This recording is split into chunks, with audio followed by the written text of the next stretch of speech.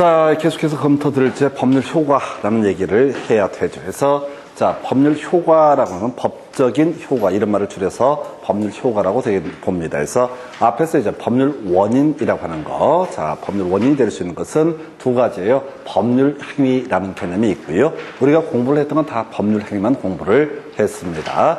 그 외에도 자, 준법률 행위라고 해서 민법 규정에 따라서 일정한 법적 효력이 발생하는 경우가 있어요. 예를 들어서 해제권을 행사를 하고자 한다. 그러면 바로 해제할 수 없고요. 우리가 계약법에서 공부하게 되는데 최고라고 하는 것을 원칙적으로 거쳐야 된다. 당신이 채무를 이행하지 않게 되면 해제를 하겠다라는 의사표시 있어야 되는데 의사표시했다고 그대로 법적 효력이 발생하는 것이 아니라 민법 규정에서 해제권 행사하기 전에 원칙적으로 최고라고 하는 것을 해라. 경고하는 걸 최고라고 그래요. 그래서 그 경고를 하게 되면 그 다음 단계에서 뭘 할 수 있다? 해제권을 행사할 수 있다. 그래서 법률 규정에 따라서 법적 효력이 발생하게 되는 것을 가리켜서 준법률행위. 뒤에 문제 하나 볼 텐데 그 준법률행위를 몰라도 답을 고르는 데 지장이 없습니다. 대신 동철, 상추, 취해라고 했던 거 이거 알아야 돼요. 상대방 있는 단독행위. 그 다음에 이제 물권법 공부할 때 간간히 던져주는 것이 물권의 포기라고 하는 거, 상대방 없는 단독행위라고 얘기를 하는데 이건 물권법 할 때 자연스럽게 습득이 될 주제가 될 거고요. 계약의 유형으로서 합의 해제, 합의 해지 등의 주요 출제 이슈가 되게 됩니다. 그리고 수험생 입장에서 사실 제일 힘겨운 파트가 채권 행위와 물권 행위, 의무 부담 행위와 처분 행위를 구분짓는 거. 근데 우리는 의무 부담 행위 또는 채권 행위 요것만 달달달 외워서 나머지 모르면 다 뭐가 된다? 물권 행위가 되게 된다. 이렇게 단순하게 접근을 해 주실 것. 그리고 이제 이런 법률 행위 또는 준법률 행위에 따라서 법적 효력을 가리켜서 법률 효과라고 부르게 됩니다. 그래서 우리 시험에는 이제 권리 발생만 한번 출제가 됐어요. 그래서 자, 권리 발생 원시 취득이라는 개념이 있게 됩니다. 그래서 이건 뭐냐면 구권리자의 기초함이 없이 그냥 혼자서 권리를 취득하게 되는 것을 뭐라고 한다? 원시 취득이라고 부르게 됩니다. 승계 취득이라고 하는 것은 이런 논리 구조예요. 구권리자의 권리에 기초해서 신권리자에게 전부 또는 일부가 이전된 형식을 가리켜서 뭐라고 한다? 바로 승계 취득. 승계한다는 얘기는 구권리자가 존재함을 전제로 하는 얘기죠. 해서 원시 취득의 가장 대표적인 케이스가 바다를 메꾸는 거, 공유 수면을 매립하게 되면 그때 토지 소유권이 그대로 발생을 합니다. 등기 안 해도요, 그냥 바다를 메꾼다는 그 사실만으로도 어떻다? 그대로 소유권이 발생한다. 그렇다고 해서 오늘 서해안 가가지고요, 바다 메꾸다가 뒤지는 수가 있습니다. 밀물 몰려오면 죽어. 그래서 탐욕을 부리지 말고. 참고적으로 이 공유수면 매립이라고 하는 것은 자, 자기 마음대로 공유수면 매립할 수 있는 게 아니라요, 관련 허가 등을 다 받아야지 매립을 할 수가 있습니다. 해서 하여튼 공유수면 매립. 그리고 우리가 많이 이슈로 삼을 게 건물의 신축이라고 하는 게 있어요. 우리가 건축물 건축하려면 건축법에 따라 건축 허가, 사용 승인 뭐 이런 과정을 거쳐야 됨이 원칙인데 그 안에더라도 건물을 신축하게 되면 신축한 사람이 어떻다? 그대로 소유권을 취득을 하게 된다. 이걸 원시 취득. 그래서 뒤에서 이제 물권법 공부할 때 논의하게 될 게 이런 게 나와요. 해서 어떤 갑이라고 하는 사람이 X 토지를 가지고 있는데 을이라는 사람이 아무 원 없이 멋대로 이 땅에다 Y 건물을 신축을 하게 된다라고 하게 되면 이 Y 건물의 소유권이라고 하는 것은 누구한테 귀속된다? 을에게 귀속이 되게 된다. 이 건물의 신축은 뭐야? 정당한 원이 있고 없고는 별개의 문제로 그냥 신축하는 그 행위만으로도 소유권이 발생한다. 그래서 공유수면 매립도 그렇고요, 건물의 신축도 구권리자의 권리를 승계하는 것이 아니라 혼자서 만들어낸 거니까 원시 취득이라고 부르게 됩니다. 그 다음에 이제 무주물 선점. 길 가다가 자, 물건 주었다고요? 그거 무주물, 주인 없는 물건을 선점하게 되면 이때 이것도 원시 취득이라고 해석하는데 이거 몰라도 돼. 그래서 일단 두 가지가 이슈가 되게 될 테고, 점유취득시효도 하나 이슈가 되죠. 나중에 물권법에서 공부하게 되는 주제인데, 점유취득시효, 일정한 요건을 갖춰서 등기를 넘겨받게 되면 점유를 개시한 때부터 그 권리를 취득한다. 이런 게 나오는데, 그건 뒤에서 따로 논의할 주제가 되게 됩니다. 여기서 이제 문제가 구성이 되는 건 승계취득이라는 개념이 이슈가 되게 되죠. 그래서 이 승계취득이라고 하는 거, 이전적 승계하고요, 설정적 승계라는 개념 두 개로 대비를 봅니다. 그래서 이전적 승계는 간단해요. 그래서 상속이라든가 매매라든가 증여라든가 이런 이유로 해서 자, 구권리자한테서 신권리자로 권리가 넘어가는 것을 가리켜서 뭐라고 그런다? 이전적 승계. 그래서 이걸 두 개로 대별하는 거야. 하나가 포괄 승계가 있고요. 하나가 특정 승계 또는 특별 승계라는 말이 있습니다. 그래서 포괄 승계는 하나의 원인에 의해서 수많은 권리 의무가 동시에 옮겨가게 되는 것을 뭐라고 한다? 포괄 승계라는 용어를 쓰게 됩니다. 이에 비해서 특별 승계, 특정 승계 같은 말인데 이 특정 승계나 특별 승계라고 한 것은 하나의 원인에 의해서 하나의 권리가 옮겨가는 형태, 매매나 증여에 의해서 소유권 이전 등기가 있다. 그러면 이걸 우리가 뭐라고 한다? 특정 승계 또는 특별 승계라는 용어를 쓰게 됩니다. 그래서 포괄 승계예요. 상속이라고 하는 거, 피상속인, 돌아가신 분을 피상속인, 상속 받는 사람을 뭐라고 한다? 상속인이라고 부릅니다. 그래서 난 이것도 너무 처음 민법 공부할 때 어려웠어. 피상속인 죽었는지 상속인 죽었는지 겁나 짜증나. 말을 애매하게 해. 그래서 피 흘리고 죽은 사람은 뭐라고 한다? 피상속인. 피 안 흘리고 죽어도 피상속인. 돌아가신 분은 뭐라고 한다? 피상속인이라고 정의를 합니다. 그래서 사망을 하게 되면요. 갑이라는 사람이 사망을 했다. 그런데 이 사람한테 병이라는 상속인이 있다. 그러면 이 사람의 권리도 당연히 이 사람한테 승계가 되고요. 그 다음에 의무, 빚도 다 같이 승계가 되게 된다. 이걸 우리가 포괄 승계라고 부릅니다. 나중에 등기법 할 때는 포괄 유증이라는 것이 이슈가 돼요. 그래서 민법 할 때는 별 필요가 없는데 등기법, 포괄 유증 간단하게 설명을 드리면 이런 논리 구조예요. 자, 나 죽으면 내 재산의 30%를 병한테 주기로 한다. 이런 식의 얘기, 퍼센트로 얘기하면 이걸 뭐라고 한다? 포괄 승계라고 얘기하고요.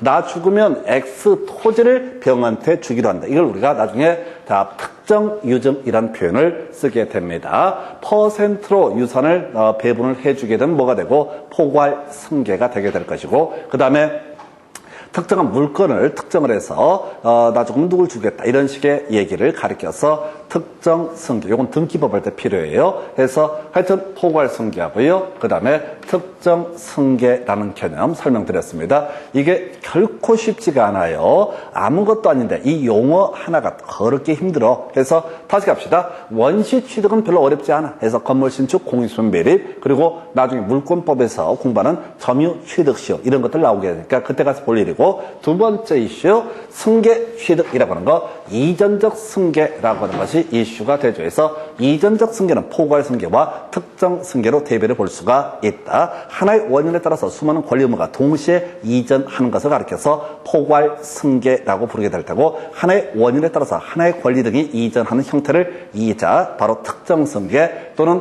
점유권 할 때는 또 특별 승계라는 용어를 쓰기도 합니다. 용어가 혼용해 쓰고 있어요. 특정 승계란 말을 썼다가 특별 승계란 말을 썼다. 법 자체에서 혼용해 쓰고 있습니다. 그래서 이렇게 보셨고, 그래서 이 이전적 승계는 구권리자의 권리가 모두 소멸을 해버리고요. 신권리자에게 통째로 넘어가는 것을 가리켜서 이전적 승계라고 부르게 됩니다. 이에 대응해서 지금 설정적 승계라고 하는 것은 구권리자의 권리 전체가 신권리자에게 넘어가는 것이 아니라 일부만 떼가는 형식을 가리켜서 뭐라고 한다? 바로 설정적 승계. 뒤에 물권법 공부할 때 공부할 거. 자, 갑이라는 사람이 자신의 토지에 대해서 X 토지를 소유하고 있다. 이 사람이 건물 소유나 수목 소유, 공작물 소유 목적으로 이 토지를 이용할 물권을 취득하고 싶으면 이걸 우리가 지상권이라고 얘기하죠. 이 지상권이라는 것은 뒤에서 공부하겠지만 지상권 설정 계약과 설정 등기라고 하는 것까지 이루어져야지 이 사람은 원칙적으로 지상권을 취득할 수 있다. 그래서 우리 지상권을 가지고 갔다고 해서 갑의 X 토지권은 소유권 자체가 소멸하는 것은 아니지요. 해서 갑에게는 X 토지권은 처분권을 그대로 보유하고 있는 상태, 이렇게 볼 테고, 을은 사용 소유권 등을 지배하는 상태, 이렇게 해석을 하게 됩니다. 이게 바로 뭐라고요? 설정적 승계 한 내용이야. 또는 을, 갑이라는 사람이 자신의 Y 건물이라고 하는 것을 담보로 해서 을한테 돈을 빌리고 저당권을 설정을 해준다. 그러면 을의 입장에서는 갑이 채무를 변제하지 않게 되면 경매 청구해서 이걸 팔아가지고 자신의 채권에 변제 충당할 수 있는 권리, 바로 저당권이라는 것을 취득을 하게 되죠. 이 저당권을 취득했다고 해서 갑의 소유권이 박탈되는 것은 아니다라고 해서 갑은 여전히 이 Y 건물에 대해서 사용 수익을 할 수 있다. 즉 권리의 일부를 떼내서 가져가는 권리, 이것을 가리켜서 뭐라고 한다? 설정적 승계라고 부릅니다. 그래서 다시 승계 취득은 통째로 넘어가는 것을 이전적 승계, 일부만 떼가는 것을 설정적 승계라고 부르게 된다 해서, 자, 이전적 승계는 하나의 원인에 따라서 모든 권리 의무가 동시에 이전하는 것을 포괄 승계라는 표현을 쓰고, 하나의 원인에 의해서 하나의 권리가 이전되는 형태를 특정 승계라고 부르게 된다. 그래서 특정 승계의 가장 대표적인 것이 매매라는 것이 가장 일반이 될 테고, 그리고 또 하나가 뭐가 있겠어요? 증여, 이런 것들이 예시값으로 구성이 되게 됩니다. 그래서 이 정도까지, 이걸 최근에 한번 권리 발생 관련한 이 용어를 가지고 한번 문제 구성이 된 적이 있습니다. 어찌됐든 우리가 지난 시간부터 계속 이어서 설명드리고 있는 이 법률행위 총설에 관한 부분은 진짜 어려워요. 진짜 어렵고 다 용어 하나가 하나의 챕터를 다루고 있는 그런 영역들입니다. 이거는 그냥 되는 데까지 해보는 거야 해서 문제 가지고 설명드리겠습니다. 지금 문제를 보니까 7년 동안 6문제가 구성이 되어 있습니다. 법률행위 종류 등에 관한 설명, 틀린 것을 고르시오라고 해서, 자, 채권행위라는 표현 나와 있죠? 채권행위 또는 이걸 달리 표현하면 의무부담행위라고 부르게 됩니다. 뭐가 있어요? 매매, 교환, 임대차. 외우고 들어가야 돼. 해석하면 안 돼. 그래서 매매, 교환, 임대차, 이게 뭐가 된다? 채권 행위가 된다 해서 항상 매매, 교환, 임대차 이렇게 세트로 가셔야 돼. 그 다음에 상대방 없는 단독행위, 요거 틀렸구나 해서 해제는 뭐가 되죠? 상대방 있는 단독행위죠. 상대방 있는 단독행위가 뭐가 있어서 동철, 상추, 취해, 동의, 철회, 상계, 추인, 취소, 해제, 해지라고 하는 거, 이게 상대방 있는 단독행위. 상대방 없는 단독행위는 물권의 포기라고 하는 거. 그래서 답은 2번을 틀리게 구성이 됐고요. 처분행위라는 표현 나와 있죠. 채권행위에 대응, 채권행위와 같은 용어가 바로 의무부담행위라는 것이 되겠고, 의무부담행위가 뭐가 된다? 매매와 교환과 임대차가 있게 된다. 그 다음에 물권행위와 같은 말이 뭐가 된다? 처분행위. 여기에는 매매, 교환, 임대차가 아니면 나머지는 다 뭐가 된다? 처분행위라고, 물권행위라고 해석을 하셔야 돼. 이걸 하나하나 물권행위를 어느 세월에 다 외워요. 종류가 한두 개가 아닌데 말도 못하는 거야. 소유권 이전 등기, 지상권 설정 등기, 지역권 설정, 뭐 이런 것들 다 뭐가 된다? 바로 처분행위 또는 물권행위가 되게 된다. 근데 물권행위의 종류를 외우면 큰일 나요. 종류가 너무 많아가지고 외울 수가 없어. 수백 개가 나올 수가 있으니까 절대로 물권행위라는 명제 또는 처분행위라는 명제가 나오게 되면 뭐랑 비교를 해야 된다? 채권행위라는 개념과 비교를 해야 된다. 이렇게 해석을 하게 됩니다. 자, 그 다음에 이제 유상행위, 매매, 교환, 임대차 기억나시죠? 유상행위는 뭐가 된다?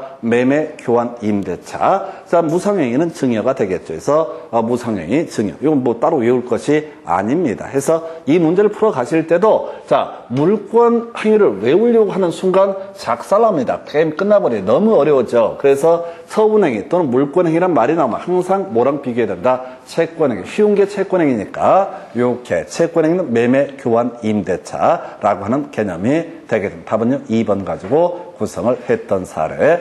자, 좀 오래전에 나왔던 주제가 되겠는 24회 때 나왔었고요. 그 다음 문제 가서 살펴보도록 하겠습니다. 자, 준법률 행위인 것 26회 때 문제인가요? 예, 수험생들 멘붕 와버렸습니다. 왜? 그동안 공부했던 것이 동철, 상추, 취해 법률 행위는 뒤지게 외웠었는데, 아니 미친놈들이 왜 준법률 행위를 내고 지랄이야? 그래서 이게 문제가 뭘 묻는지를 감을 못 잡는 거야. 멘붕 와. 그럼 문제를 보지 마. 지문을 쓱 봐봐. 자, 지문을 쓱 보다 보면 동의 나와 있죠? 앞에 보지 마요. 아니, 법정 대리인의 동의 이렇게 해버리면 초점이 흔들린다고. 무조건 뒤 단어만 살살 보는 거야. 취소 나와 있죠? 그 다음에 추인 나와 있죠? 해지 나와 있죠? 뭔지 모르지만 동철, 상추, 취해. 이게 상대방 있는 단독행위, 소위 법률 행위에 해당이 된다. 즉, 표시된 의사에 따라서 법적 효력이 발생하게 되는 것을 뭐라고 한다? 법률 행위라고 이렇게 얘기를 하게 됩니다. 자, 그래서, 표시된 의사에 따라서 법적 효력이 발생하는 것이 아니라 민법상, 법률 규정에 따라서 일정한 효력이 발생하는 것을 바로 준법률 행위, 그 중에 하나가 최고라고 하는 것. 이게 아까 우리 해제라고 하는 것은 법률 행위라고 그랬었죠? 해제권 행사에서 상대방에게 도달되게 되면 그대로 법적 효력을 소급해서 소멸하게 되고, 이 해제권을 행사한 사람 뭐라고 할 수 있다? 손해배상을 청구할 수 있다. 이런 식으로 하는 거야. 그런데 해제권 행사하기 위해서는 원칙적으로 뭐가 먼저 필요하다? 최고. 물론 우리가 시험에 공부하는 것들은 최고 필요가 없는 것 두 가지 이행 불능하고요. 그리고 또 하나 정기행위라고 하는 계약법에서 공부하는 주제야. 이행 불능과 정기행위는 굳이 최고로 할 필요 없이 바로 해제권 행사할 수 있다. 결론은 바로 외워버리는데, 이 문제는 개별적으로 외워서 푸는 게 아니라고. 준법률행위의 종류를 절대 가면 안 돼. 무슨 통지도 나오고 관념의 통지, 의사의 통지, 하여튼 종류 더럽게 많아. 이를 셀 수 없게 많이 나온다고. 그건 신경 쓰시면 안 돼. 이건 이제 문제를 전혀 몰라도 동조, 동의, 취소, 추인, 해지 뭐 이런 것들 나오게 되면 요거 세트구나. 그럼 아닌 게 뭐가 된다? 답이 2번 이렇게 가게 된, 3번 이렇게 구성을 하게 됩니다. 최고는 준법률행위에 해당한다 해서 요렇게 살펴보셨고요. 그 다음 문제 가서 살펴보도록 하겠습니다. 다음 중 서로 잘못 짝지어진 것은 이렇게 되어 있네요. 저당권의 설정이라고 하는 거 뭐가 된다? 이전적 승계. 틀렸죠? 저당권을 설정한다고 해서 구권리자의 권리가 소멸하는 것은 아니죠. 그래서 저당권의 설정, 지상권의 설정이라고 하는 것은 뭐가 된다? 설정적 승계. 다시 읽겠습니다. 권리 취득, 발생이라고 하는 거 원시 취득이라는 개념이 있었고, 이건 뭐 특별히 문제가 안 되겠고, 우리가 주로 공부하는 게 승계 취득이라는 개념이 문제가 된다. 승계 취득은 이전적 승계라는 것이 있고 설정적 승계가 있다. 이전적 승계는 구권리자에서 신권리자로 통째로 넘어가는 것을 뭐라고 한다? 이전적 승계. 신구권리자의 권리가 일부 남아있는데 일부 떼가는 것을 설정적 승계. 이전적 승계는 하나의 원인에 따라서 수많은 권리무가 동시에 이전하는 포괄 승계라는 개념이 있고, 그 다음에 이에 대응해서 뭐가 있다? 특정 승계. 하나의 원인에 따라서 하나의 권리가 이전하는 형태를 특정 승계라고 부른다. 그래서 저당권의 설정, 지상권의 설정, 전세권의 설정, 이런 것들은 다 바로 설정적 승계라고 이렇게 얘기를 합니다. 1번 일단 답이 됐고요. 2번 이건 공부했던 거다. 소유권의 포기라고 하는 것은 상대방 없는 단독행위. 아까 소유권 포기 관리자, 상대방 있는 단독행위는 동철, 상추, 취해해 이렇게 가시게 됩니다. 그 다음에 이제 관념의 통지, 그 다음에 의사의 통지, 이런 게 이제 준법률행위 종류인데 아예 신경도 쓰지 마시라고, 해설을 하려고 하지 마시고 답을 찍으려고 하셔야 돼. 혹시 이게 시험에 나오면 어떡하나? 그게 맥시멈 이 문제야. 이 문제. 법률행위와 준법률행위를 비교하는 형태의 문제가 될 수가 있다. 쫓아가시면 안 된다고. 이것도 그냥 헷갈려 죽겠는데. 봐봐요. 이거 지금 딱 들으면 알 것 같지? 조금만 한 5분만 지나봐요. 또 헷갈려. 포괄 승계, 특정 승계도 헷갈리게 돼 있다고. 내가 이걸 귀신처럼 아는 이유는요, 내가 그 과정을 다 겪어봤거든. 미쳐버리는 나중에. 내가 닭대가리인가? 뭐 이런 생각, 막 좌절하고. 근데 이제 버티면 됩니다. 버티면 돼요. 그래서 지금 똑같은 얘기를 매주 그냥 계속 징글징글하게 합니다. 그럼 어느 순간에 자기가 법을 좀 아는 것 같은 불길한 예감이 듭니다. 그때 시험 보실 때 해석하시면 안 되고요. 시킨 몇 가지만 가지고 퍼즐 조각 맞추듯이 문제 풀어가셔야 돼요. 이 문제는 3, 4, 5번은 다 쓸데없는 소리가 되게 됩니다. 이런 것들 봐서는 안 돼요. 16년간 각 한 번씩 나왔던 지문, 그거 몰라도 지금까지 답을 구성할 때는 별 문제가 되지 않는다. 왜냐면은 우리가 민법에서 법률행위만 얘기를 갖고 출제를 하더라도 내릴 게 너무 많아요. 그러니까 어쩌다 준법률행위를 냈다. 아까 이 문제 같은 경우도 26회 문제, 준법률행위를 물어본 게 아니야. 다음 중 법률행위가 아닌 것을 고르시오. 이런 문제가 되는 거예요. 그래서 우리가 법률행위는 상대방 있는 단독행위, 상대방 없는 단독행위, 계약 이런 식으로 공부를 했던 거. 이걸 물어보는 거지 표현만 달라지는 겁니다. 자, 그 다음 문제 가서 살펴보도록 하겠습니다.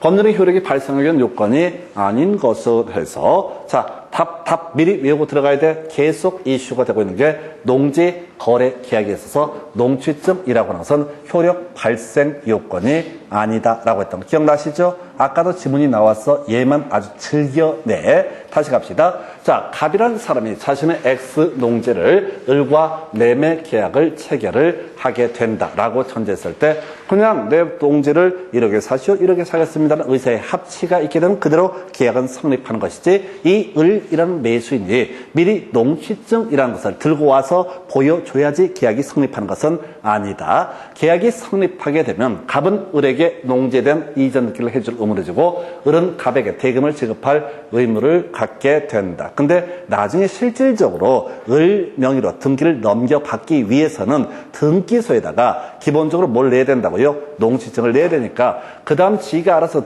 농취증을 받고 말고의 문제는 자기가 알아서 할 문제야. 농취증을 받는 방법은 시골 이사 가면 돼. 시골로 이사 가면 된다고요.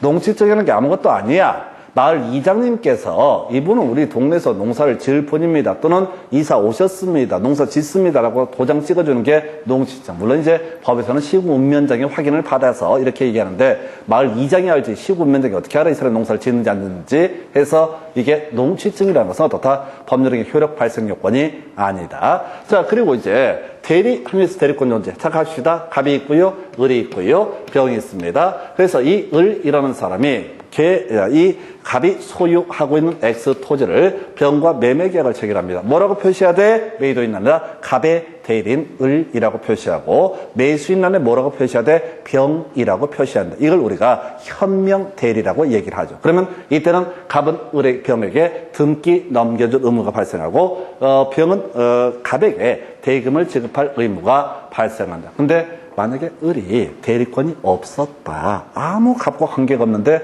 지가 쓸데없이 갑의 대리인 을이라고 얘기했을 때 이것은 어떻다? 이건 대리인으로서 효력이 발생하지 않는다. 효력이 발생하지 않는다는 얘기는 갑은 이전 등기를 해줄 의무가 없다라는 얘기. 그래서 대리행위에서 대리권의 존재라고 하는 것은 바로 대리행위 효력 발생 요건이 된다. 이런 식이고요. 그 다음에 이제 정지 조건부 법률에서 조건의 성취. 오늘 공부하셨어요? 자, 이번 시험에 중간고사에서 90점 평균 넘으면 청바지를 하나 사줄게 라고 하는 거. 자, 장래 실현 가능성이 불확실한 것을 전제로 해서 계약을 체결을 했습니다. 증여계약을. 그래서 90점 넘으면 어떻다? 이때는 소위 청바지 하나 사달라고 주장할 권리가 발생한다. 이런 얘기고요. 그 다음에 지금 이제 법률적인 내용의 적법성, 불법이다 라고 하면 어떻다? 사람 죽여주면 100만 원 줄게. 이런 것들은 어떻다? 무효가 되게 된다. 그래서 적법해야지 그 법적 의무가 발생하게 된다. 적법성 얘기는 반사적 법령이 등과 관련이 되어 있는 개념이 되게 됩니다. 허가구역 안에서 토지 거래 계약 이거 유동적 무효라고 그랬었고요. 관할 관청에 허가가 있으면 어떻다? 그때부터 유효로 전환이 되게 된다. 그래서 뭐 설명 전체적인 내용이 계속 반복되니까 설명을 드리긴 하지만은 그냥 얘는 계속해서 효력 발생 요건 아닌 걸 고르시오. 아까 지문에도 나왔지만 그저 농지 매매 계약에 있어서 농취증이라고 하는 것은 어떻다? 효력 발생 요건이 아니다. 바로 치고 나오는 주제 되겠습니다. 그 다음 문제 가서 살펴보도록 하겠습니다. 의사표시, 효력 발생 등에 관한 설명, 틀린 것. 우리 앞에서 했던 거 도달주의 또는 발신주의 있었고요. 도달의 추정이라고 하는 거, 제한 능력자가 되더라도 의사표시 효력에 영향을 미치지 아니한다. 이런 주제 있었죠. 1번 질문요. 자, 청약을 발송한 후에 사망하여도 영향을 미치지 아니한다. 갑이라고 하는 사람이 내 토지를 을에게 자 1억에 사시오라는 청약을 했다고요. 근데 편지 도달했다는 전제에서 그 사이 죽어버렸다. 그래도 이 청약은 유효하다. 그래서 이 을이라는 사람이 승낙을 하게 되면 그대로 매매로서 효력이 발생하게 된다. 그래서 상속인은 이것을 이제 대위에서 등기를 넘겨줄 의무가 있다. 표현이 좀 어려운데요. 기본적으로 자 키워드 뭐라고요? 사망하여도 영향을 미치지 아니한다. 이렇게 가는 겁니다. 그래서 이걸 이제 중간에 뭐 승낙 얘기를 할 수도 있겠고 교환 계약을 청약한다 해서 표현들을 바꿀 수가 있어. 별 쟁점되지 않습니다.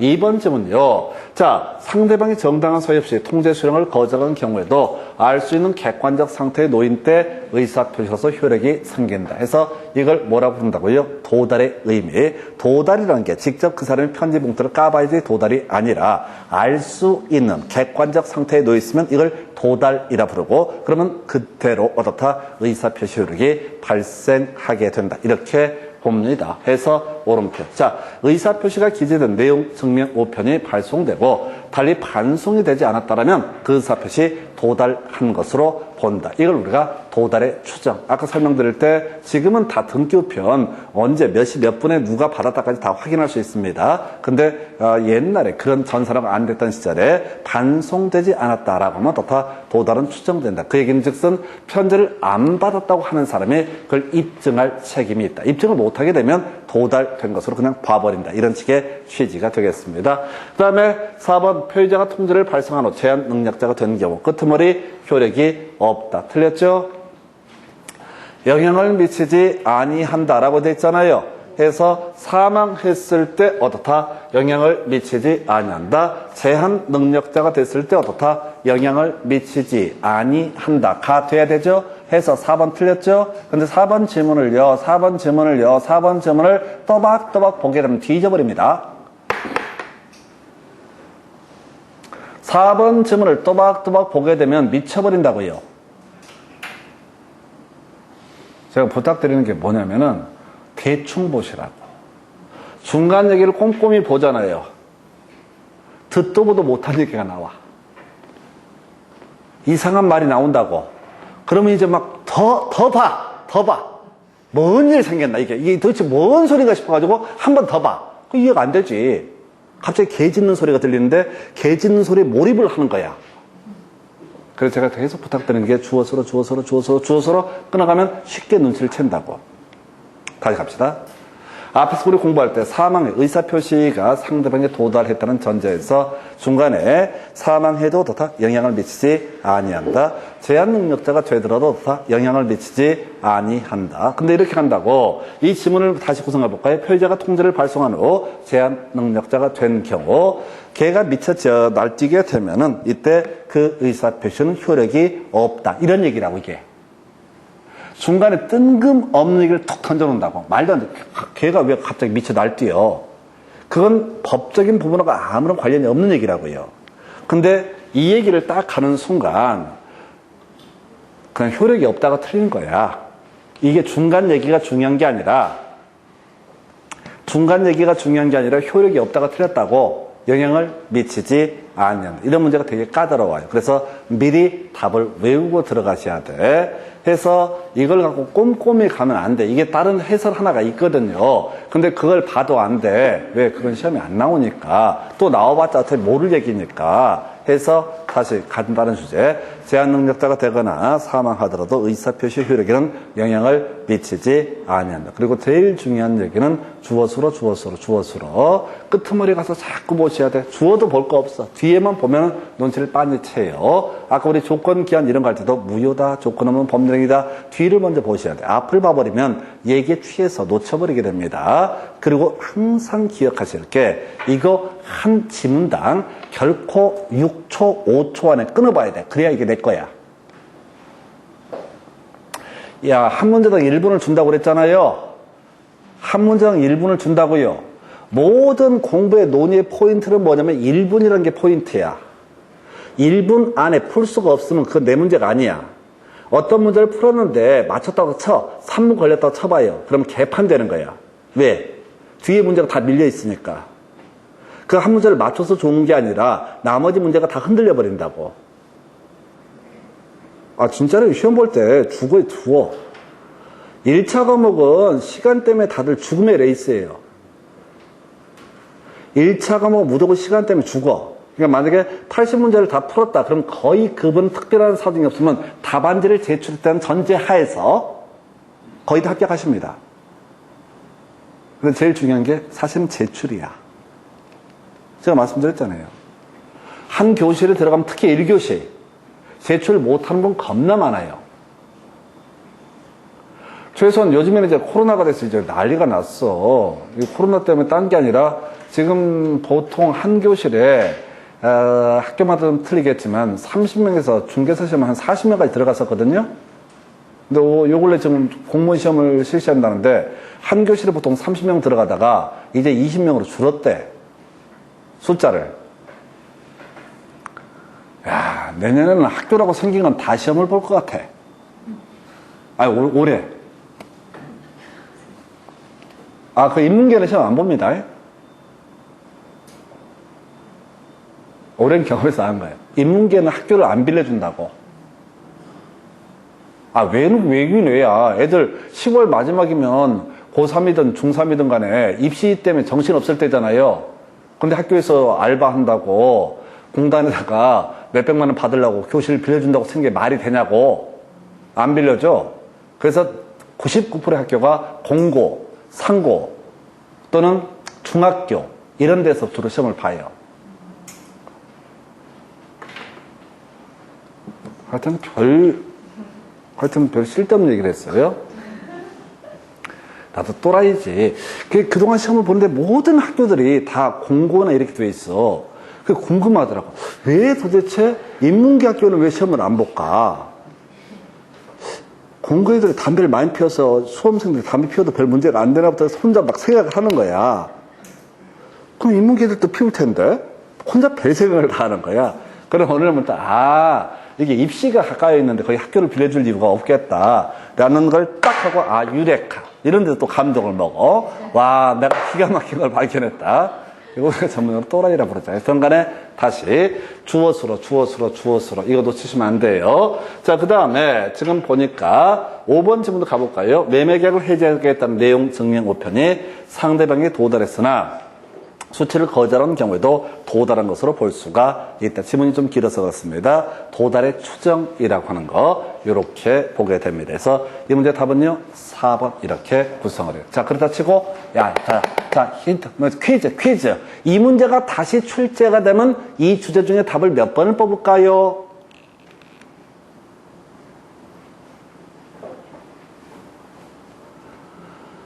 그냥 4번은 아니겠지. 4번은 당연히 알아야 되고 이 주제에서 뭐가 답이 앞으로 구성이 된다고? 5번 지난번에 설명드린 것 같은데 내가 요즘에 이런 걸 연구한다니까요. 문제를 보면은 기존 주제 예를 들어서 지금 27회 때 의사표시 효력 발생 나왔잖아요. 그죠? 써 있잖아. 27회라는 얘기야 이게. 이걸 왜 저기다 숫자를 썼는지 이해를 못해 사람들이. 재미삼아 쓴 게 아니야. 이거 입력하기 얼마나 고생인데요. 이 단순 작업을 회차를 입력하고 있어봐. 인생이 좀 그래. 근데 이러려고 시골에서 그냥 소파라 갖고 서울까지 학교로 왔나? 다시 제가 요즘에 이제 문제를 보면서 이게 과목을 불문하고 특징이 뭐냐면 기존의 문제 중에서 5번 지문 있잖아요. 5번 지문 있잖아요. 이게 은근히 그 다음 회차에 출제할 때 답을 뽑는 경향이 있어. 심상치가 않아 이게.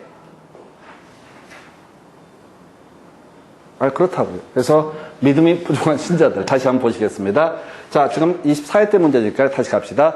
자, 일단 이 문제는 전체를 다 묶어서 내는 문제고 좀 이따 30회 문제를 볼 텐데 의사표시에 관한 설명 틀린 것을 해서 진이 아닌 의사표시 무효이다 라고 되어 있죠. 오른편 틀린 편 원칙적으로 무효이다. 오른편 틀린 편 틀렸어요? 그럼 진이 아닌 의사표시는 원칙적으로 유효이다. 이건 어때요? 개소리들이지. 원칙의 문제가 아니라 예외의 문제가 아니라 경우의 수의 문제라고.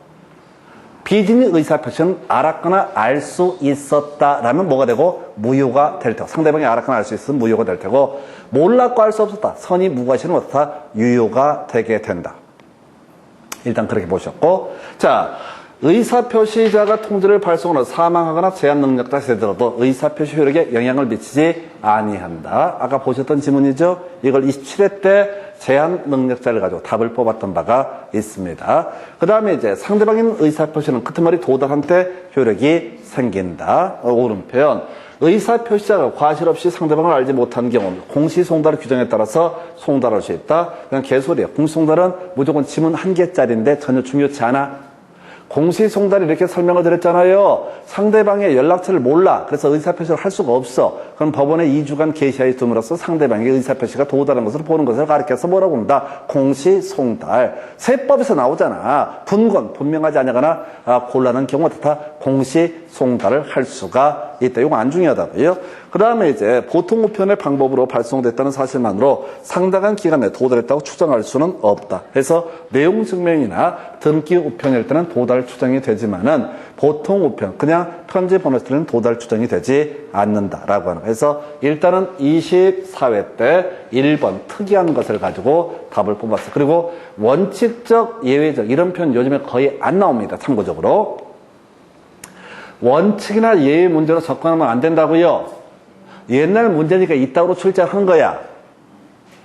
사실은 이건 이제 틀렸으니까 별 문제가 안 되는데 중간에 원칙적, 예외적 이런 식의 표현들을 써서 답을 뽑았던 세월이 과거에 있었어. 근데 그런 출제하면 안 돼요. 왜? 경우의 수의 문제니까. 뭔 소리인지 아시겠어요? 옛날에는 이걸 갖고 법 원칙 있잖아요. 원칙, 딱 선언. 그럼 원칙적으로 200을 넘는 대제는 적용할 의무가 있다. 이런 식의 무식한 문제를 냈었어. 그리고 그 당시에는 그걸 답으로 구성을 했었으니까 그렇게 따라가면 돼. 근데 지금은 모든 걸 경우의 수, 케이스 바이 케이스로 얘기를 해요.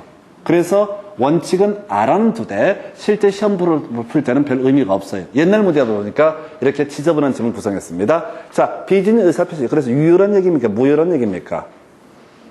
비진의 의사표시 유효예요? 무효예요? 아니라니까. 속으면 안 돼. 통정의 표시 유효, 무효? 무효. 반사회적 법률행위 유효, 무효? 불공정한 법률행위 유효, 무효? 취소할 수 있는 법률행위가 취소가 되면 유효, 무효? 무효 이렇게 가지. 그러면 비진의 의사표시는 유효, 무효. 그러면 마음이 섬뜩하다니까. 유효라고 하면 지랄할 것 같고 또 무효라고 하면 또 갈굴 것 같고 알았거나 알 수 있었을 때 무효, 몰랐고 알 수 없었으면 뭐가 된다? 유효. 요것만 좀 주의하셔야 돼요. 이게 공부 계속 하는 과정이 계속 이게 짜증이 나요. 따지는 유효냐 무효냐 심플하게 뽑아주는데 비진 의사표시만 하여튼 경우의 수를 따지는 식으로 보셨고, 자, 아까 우리 27회 때 문제 보면서 제가 힌트 드렸던 것 중에 하나가, 제가 이게 이제 문제에 따라 좀 다르긴 한데 경우의 수를 따지고 있어요. 해서 제일 뒤에 있는 내용 바로 지금 이제 도달의 추정력이 있었잖아요. 그래서 이게 27회 때 구성이 되고, 그러니까 구성이 이런 식이지. 24회 때 의사표시 정해서 냈고, 25, 26 쉬고, 27회 출제니, 요거 많이 쉬었구나 싶어서 다시 얘를 내. 27회 때. 그리고 28, 29 쉬고, 30회 때 나왔던 주제가, 자, 지금 되게 복잡해 보이는데, 결국 의사표시의 효력 발생에 관한 얘기야. 해서 보니까, 갑과 을이 체계, 갑은 을과 체계란 매매계약에 대해서 약간 응용 들어가는 거죠. 자, 적법한 해제 의사표시를 내용 증명을 통해서 을에게 발송했다라고 이렇게 되어 있습니다. 그래서 내용 증명, 우편하면 어때서 도달의 추정이죠. 내용 증명하면 도달 추정이죠. 뭐 그런 얘기 하는 거라고. 그래서 1번 가보겠습니다. 사망하면 효력을 잃는다. 틀렸죠? 사망하거나 제한 능력자가 되더라도 의사표시의 효력에는 영향을 미치지 아니한다. 2번 질문이요. 을이 갑의 해제 의사표시를 실제로 알아야지 해제 효력이 발생한다. 아니, 알 수 있는 객관적 상태에 놓였기 때문에 도달이고 이때 해제 효력이 발생하게 된다. 이렇게 갈 테고요. 3번. 자, 갑의 내용 증명 우편이 을에게 도달한 때 일방적으로 해제 의사표시 철회할 수 있다. 틀렸죠? 도달해버리게 되면 그대로 법적 효력이 발생하기 때문에 철회하는 것은 허용되지 않는다. 제가 아까 철회는 기본적으로 허용되지 않는다. 딱 하나 계약의 무건들에서 본인이 추인 또는 추인 거절의 의사표시를 하기 전에 선의 상대방 뭘 할 수 있다? 철회할 수 있다. 그것만 철회 가능하고 나머지 시험 공부할 때는 철회는 기본적으로 허용되지 않는다라고 이렇게 봐야겠고요. 그 다음에 갑의 내용 증명 우편이 반송되지 않았다면, 자, 송달되었다고 보면 상당하다. 자, 요걸 이제 옳게 구성을 했어요. 아까 27회 때 5번 질문 구성했던 걸 가지고 내용을 구성을 한 거고요. 자, 5번 갑의 내용 증명 우편이 을에게 도달한 후 을이 성년 후견 개시 심판을 받은 경우 효력을 잃는다. 엄청 꽈는 거야. 아무 상관없어. 을이 지금 편지를 받았잖아요. 도착했죠. 그리고 을이 노망났다고 성년 후견 계시가 있었어.